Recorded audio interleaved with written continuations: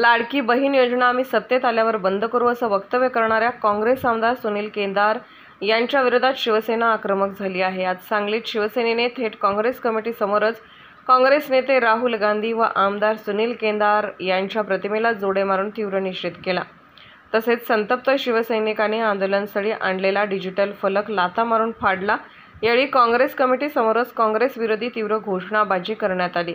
यावेळी शिवसेनेचे शहर जिल्हा प्रमुख महेंद्र चंडाळे, मिरज शहर प्रमुख करणसिंह राजपूत, महिला आघाडीच्या सुनीता मोरे, पायल पाटील, आकाश माने, संदीप ताटे आदीसह शिवसैनिक मोठ्या संख्येने उपस्थित होते।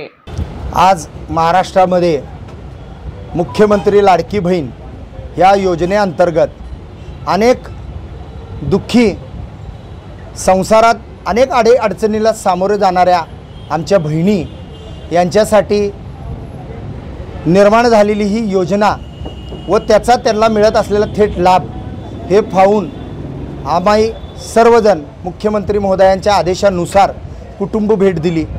त्या दरम्यान अनेक भावनिक परिस्थितीला आम्हाला सामोरे जावं लागलं। खऱ्या अर्थानं ही त्यांना झालेली मदत एवढी मोठी आहे, त्यामुळं महाराष्ट्रात इतका सुंदर वातावरण निर्माण झालं आहे हे बघून विरोधक काँग्रेसच्या पायाखालची वाळू सरकलेली आहे।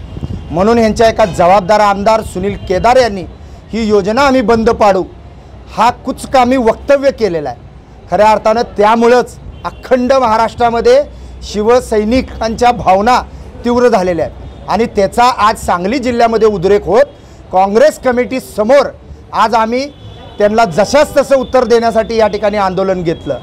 जर देश विकास विरोधी तुमची भूमिका असेल तर विरोधाला विरोध आम्ही या ठिकाणी करू।